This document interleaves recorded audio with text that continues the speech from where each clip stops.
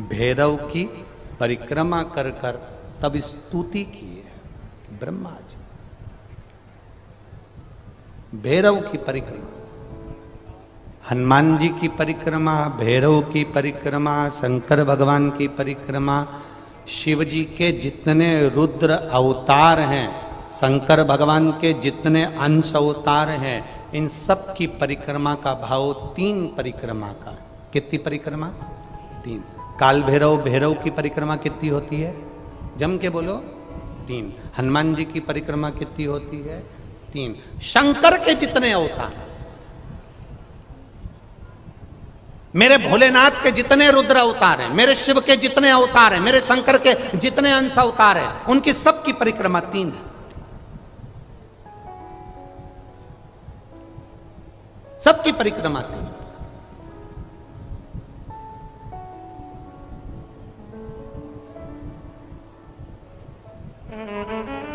शिव परिक्रमा का भी भाव है, 3 परिक्रमा शंकर की भी है, पर पूरी नहीं। कैसी? आधी। आधी भी कैसी? प्रत्येक शंकर की परिक्रमा का स्मरण होना चाहिए आपको। ये समझे जरा, बहुत अच्छी तरह से आज कथा निकली है तो उसको समझ ले।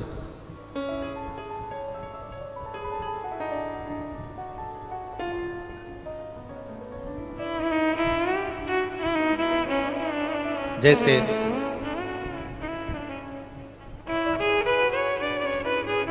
डब्बी और होगी ना, एक डब्बी और है ना, एक डब्बी और है उसमें दे दें।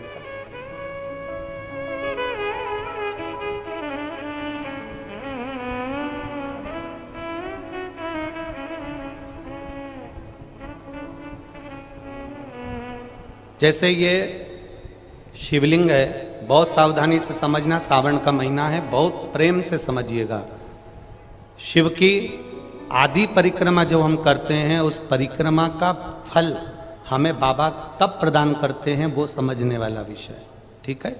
ये शिवलिंग, ये जलाधारी, ये भगवान के चरणारविंद जहाँ गणेश, कार्तिकेय, अशोक सुंदरी है, उस स्थान का। अब मंदिर के बीच में गर्भगृह में ये शिवलिंग रखा है। हम जब परिक्रमा चालू करते हैं तो यहाँ से यूं गए और यहीं से हम वापस आ गए, वापस हम यहीं से आ गए। शंकर की परिक्रमा पूर्ण कब मानी गई? आधी परिक्रमा को पूर्ण कब कहा गया? शिव की परिक्रमा को हम पूर्ण कैसे मान सकते हैं? हम कहते हैं, हमारे शास्त्र कहते हैं कि शंकर की 3 परिक्रमा करो, या भगवान की 3 परिक्रमा करो, या देवता की 3 परिक्रमा करो। परिक्रमा का फल कब मिलता? परिक्रमा का अंश फल कब मिलता? शिवलिंग जलाधारी मंदिर के बीचों बीच है। जब मंदिर के बीचों बीच है, नंदी बाहर है, आपने परिक्रमा करना प्रारंभ करा, पूजन करने के बाद यहाँ तक गए, यहाँ से पानी बहता है, जल बहता है, तो हम इसको लांघते नहीं है, नहीं लांघते ना, इसको लांघते नहीं है। जब हम परिक्रमा करने के लिए यहाँ तक जब पहुँचते हैं, पहुँचने के बाद यहीं से थोड़ा सा पीछे हटकर हमको शंकर के शिवलिंग के वहीं से खड़े होकर नंदी का दर्शन करना चाहिए। जब हम परिक्रमा कर कर वापिस लौटते हैं, नंदी का इस शिवलिंग के सम्मुख से जब बाहर बैठे नंदी का हम दर्शन करते हैं और वापिस अपनी जगह पर आकर खड़े होते हैं, तब हमारी परिक्रमा एक पूरी मान ली जाती है और उसका फल हमें प्राप्त होता है। उस परिक्रमा का फल, हाँ, हमने शंकर भगवान की परिक्रमा करी, किसी ने कहा आदि परिक्रमा करो, हम यहाँ तक गए, यहाँ से लौटकर वापिस आ गए। उस परिक्रमा करते समय हमने नंदी का दर्शन एक बार भी नहीं करा। अगर नंदी का दर्शन नहीं करा तो उस परिक्रमा का कोई फल हमें प्राप्त नहीं हो सकता। उस परिक्रमा का कोई फल हमें प्राप्त नहीं हो सकता। अब 3 परिक्रमा हमारा वर्णन किया, तो 3 परिक्रमा क्या करोगे? यहां वापिस आओगे, यहां वापिस जाओगे क्या? बोलो जम के, वापिस जाओगे क्या? नहीं। 3 परिक्रमा शंकर भगवान की जो वर्णन करी गई, यहां से चले, यहां पहुंचे, पहुंचने के बाद आपने यहां शिव जी का शिवलिंग के वहीं से नंदी का दर्शन करा, फिर वापिस पलटे, फिर नंदी का दर्शन करा, फिर पलटे, फिर नंदी का दर्शन करा।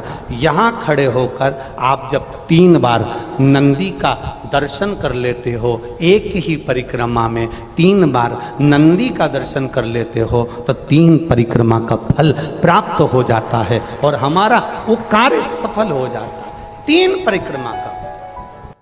अब किसी ने एक नया नियम बनाया, चांदी की बेलपत्र शंकर जी को चढ़ाना, सोने की बेलपत्र शिव जी को चढ़ाना।